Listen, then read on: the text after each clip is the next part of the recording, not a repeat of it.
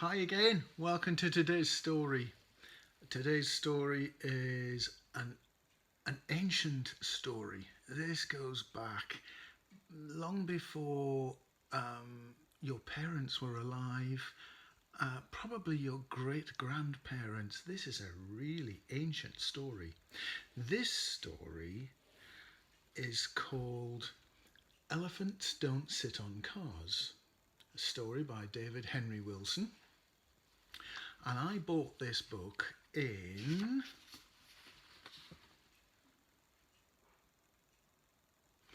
1983.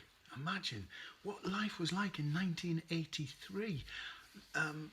It was like the Dark Ages. Yeah, nothing happened. It was boring. And I bought this book in York, and I brought it back and I started reading it to my class of children in the school I was working in Berkshire, in Cookham. And ever since then, I've read it every year to groups of children, mostly books at bedtime, and often to the classes of children that I taught. And someone mad out there in the internet land has asked me to read Elephants Don't Sit on Cars once more. So for nearly 40 years now, it's about time to read it for one final time. And the nice thing is I can put this on YouTube and then it's there forever. So I never need to read it ever again. But you never know. I probably will. Just a reminder, remember, once again, the pixies visit this house, and keep your eyes peeled in case there's something different roundabout, because they keep changing things. Who knows what they're going to do, but they keep changing things. So I'll see you in a minute. I've just got to go and get ready. Get the book ready. All right, see you. Bye. Right, so here we are ready for the story. Right, so the book is called Elephants Don't Exterminate Don't Sit on Cars. Right. One of us has got to go.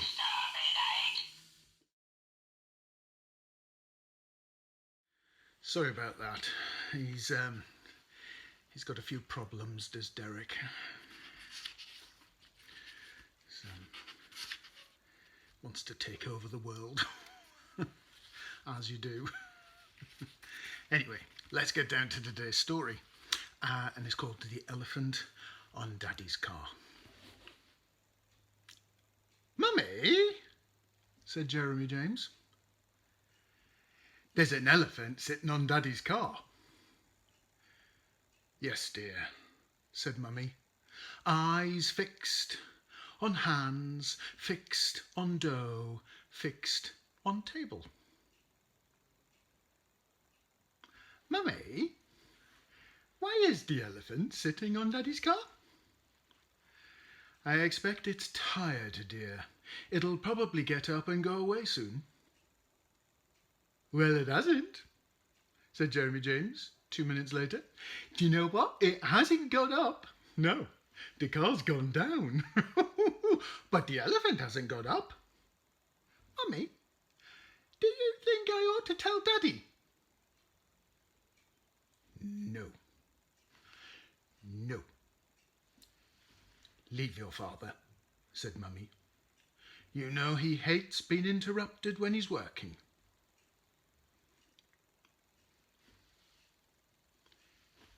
Daddy's watching a football match on television.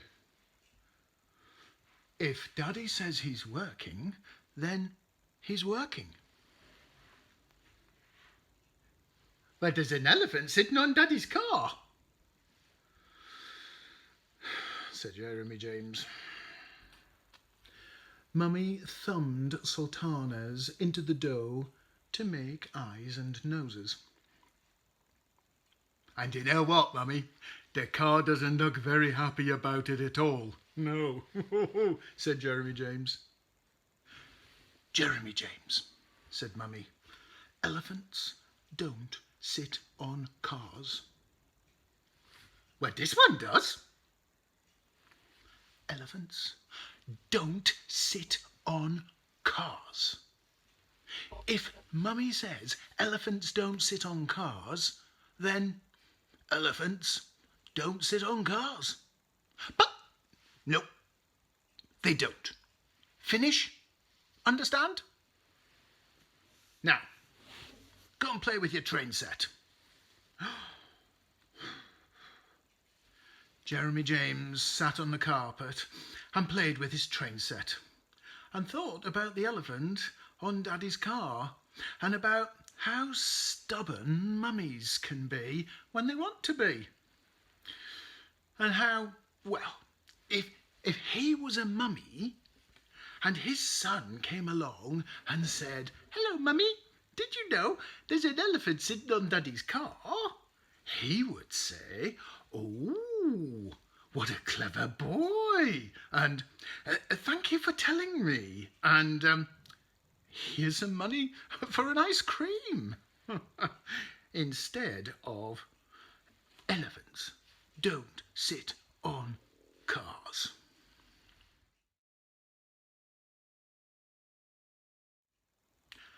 "Go!" said the television set in the sitting room. "Goal!" said Daddy, hard at work. And the elephant was still sitting on Daddy's car.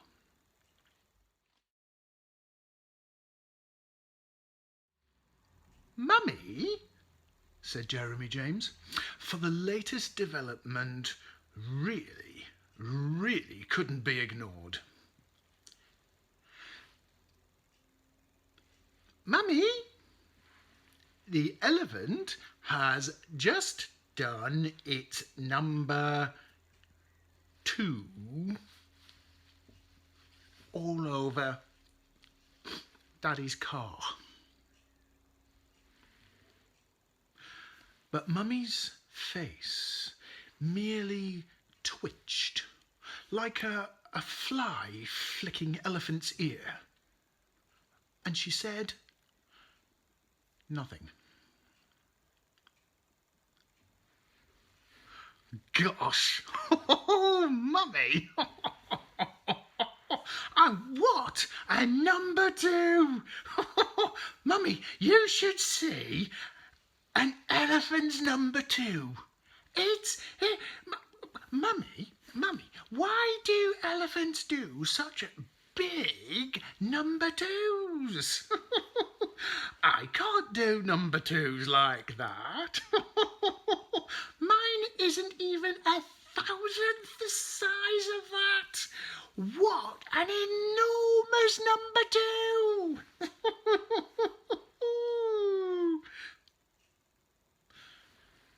Jeremy James, if you go on talking like that, I shall send you straight to bed. Now, play with your train set, and let's have no more elephant talk, and certainly no more talk about number 2s. Do you hear me?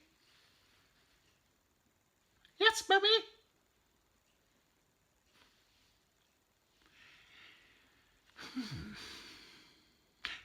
No number 2s.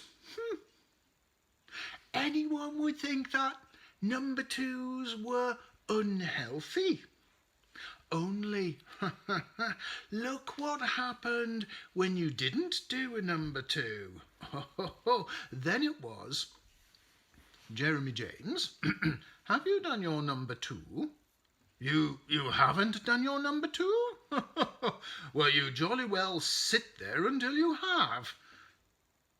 But now you tell them that an elephant's done his number 2 on Daddy's car, and suddenly it's rude. Why can't grown-ups make up their minds?"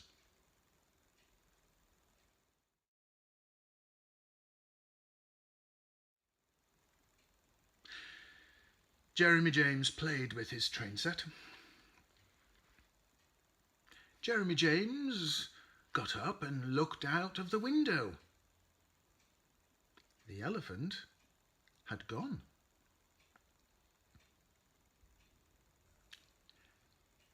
"Mummy," said Jeremy James. "What is it now?" said Mummy, half in and half out of the oven. "The elephant's gone."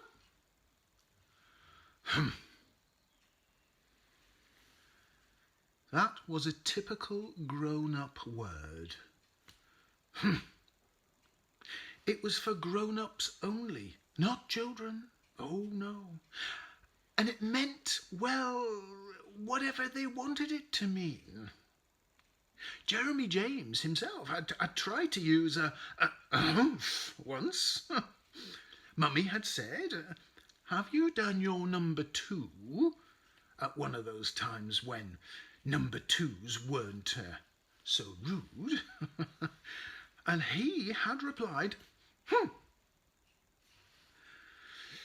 because that was how grown-ups got out of awkward questions like, "Hello, Mummy, would you like to buy me something nice today?" Or, why can't I have a toy racing car just like Timothy's?" Only Jeremy James obviously didn't know how to use the word properly. Because Mummy only went and told him to speak properly, even though he thought that he had said, perfectly properly. Daddy came out of the sitting room with his face as long as an elephant's nose.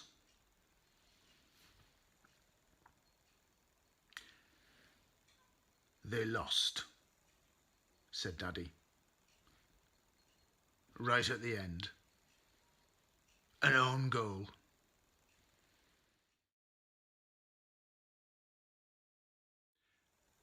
Then Daddy leaned on the kitchen doorpost, as he always did when he'd been working. And sometimes when he was working. And he watched Mummy working, presumably to make sure she was doing everything just right. Jeremy James himself had tried leaning on the doorpost once and saying, as Daddy always ended up by saying, "Will it be long, dear?" But instead of getting Mummy's normal he had got a "Now don't you start," and he'd been sent off to play with his train set, which he was sick of anyway.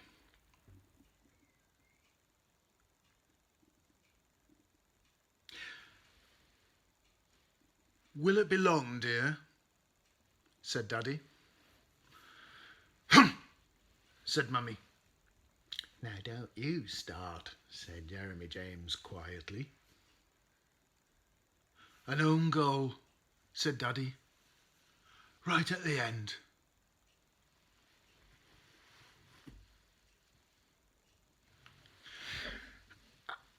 "Was that goal, Daddy?" said Jeremy James. "What was that goal number 2? "I don't know what's got into that child," said Mummy. Daddy elbowed himself upright off the doorpost, took one hand out of his pocket. "Take your hands out your pockets, Jeremy James," and then yawned very loudly and announced to everyone, "Maybe I'll go and clean the car." Mummy did not say, "Oh, there won't be time before tea," although Daddy waited quite a long time, just enough for her to say it. And so Daddy eventually left the kitchen, crossed the dining room, entered the hall, opened the front door, and went out of the house.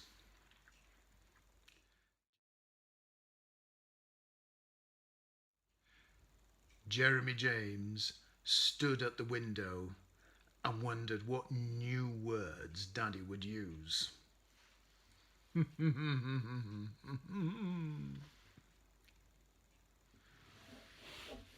Daddy didn't use any new words. No. Daddy's mouth fell open.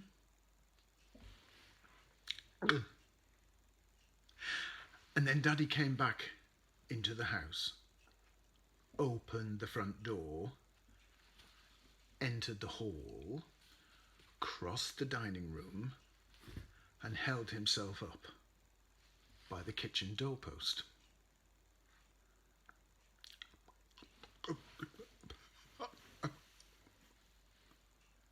"The car!" said Daddy. And then his mouth opened and shut several times, as if he'd just been pulled out of the water. "The car!" he said again. "What's the matter with it?" asked Mummy, spreading hand cream all over the bread. It's ruined.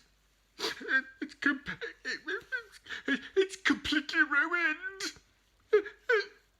It looks as if it's been completely squashed. Completely and utterly squashed. "Oh, John," said Mummy, who only called Daddy John when she was either very upset or when she needed some more money. "Oh, John, there isn't some sort of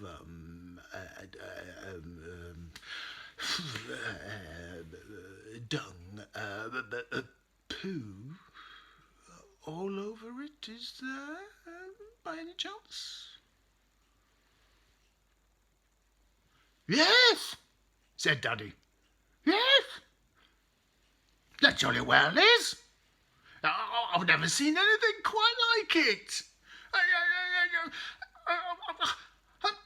There must have been a herd of cows dancing all over my car." "Oh, no, Daddy," said Jeremy James. "No, it wasn't a herd of cows. Oh, no. It was an elephant. Yeah. And you know what, Daddy? I saw it. Yeah. And you know what, Daddy? I told Mummy. Yes, I'm a good boy. I told Mummy all about it. But Mummy wouldn't listen. No, not a very good listener. No." "An elephant?" said Daddy. "You saw an elephant sitting on my car?" "Yes," said Jeremy James. Yeah. "And you know what, Daddy? I saw it do. It's numbered 2. Yeah. Oh, clever, isn't it?" "Then why in the... didn't one of you tell me about it?" said Mummy, and Jeremy James played with his train set. Hope you enjoyed the story. There's lots more stories inside this book, and if you're really interested, I would recommend the chapter on Jeremy James Goes Shopping. But my favourite one is when Jeremy James gets locked in a bathroom. Just make sure that never happens to you. Anyway, hope you enjoyed this story, and I'll see you again next time. Bye.